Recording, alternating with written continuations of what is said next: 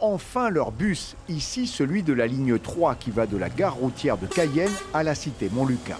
Après 2 semaines d'arrêt, c'est le soulagement pour des centaines d'usagers, à l'image de ces élèves du lycée Melchior. En fait, moi, quelqu'un m'accompagne au lycée, me dépose au lycée et puis les après-midi, je marche à pied. À 14h ou 17h, je marche à pied pour rentrer chez moi. Quel sentiment vous avez de cette reprise? Soulagement, bien sûr que oui. C'est bien, ça soulage. Ça soulage vraiment parce que le fait de marcher, donc c'est vraiment très compliqué. Des fois, on marche avec de la peur, donc le fait qu'il n'y a pas de bus, donc c'est vraiment chaud, quoi. Moi, je suis travaillée en ville. J'ai entré à pied parfois, j'ai marché à pied, alors c'est pas évident. C'est comme ce matin, j'ai vu le bus marcher, bon, c'est un bon meilleur pour moi, parce que là, je suis très fatiguée ce matin. Les usagers n'ont pas toujours le temps ou la santé pour faire leurs déplacements à pied ou encore des proches en voiture pour les déposer.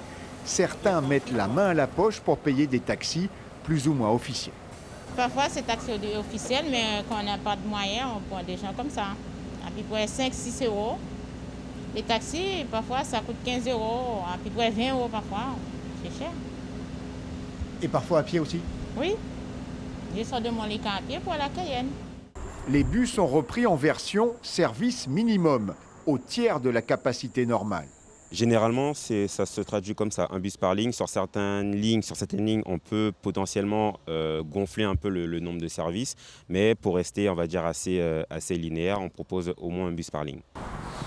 Résultat, un temps d'attente plus long que d'habitude, de 30 minutes à 1 heure, parfois même plus d'1 heure.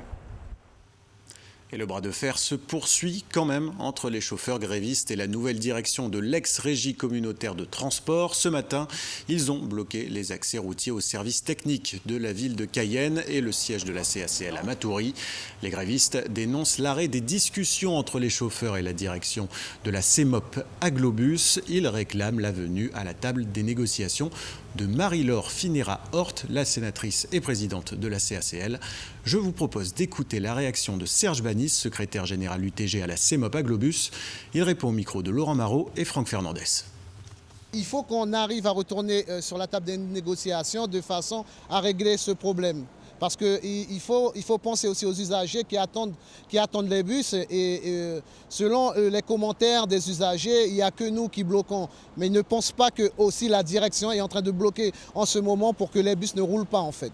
Aujourd'hui, nous avons quand même lâché un gros morceau qui était la mise à disposition. On veut bien lâcher ce morceau-là, prendre le détachement d'office, mais pas sans garantie. Et aujourd'hui, nous n'avons pas de garantie quand nous traversons dans la CEMOP. Donc, il faudrait que ce problème soit réglé avant qu'on aille dans la CEMOP.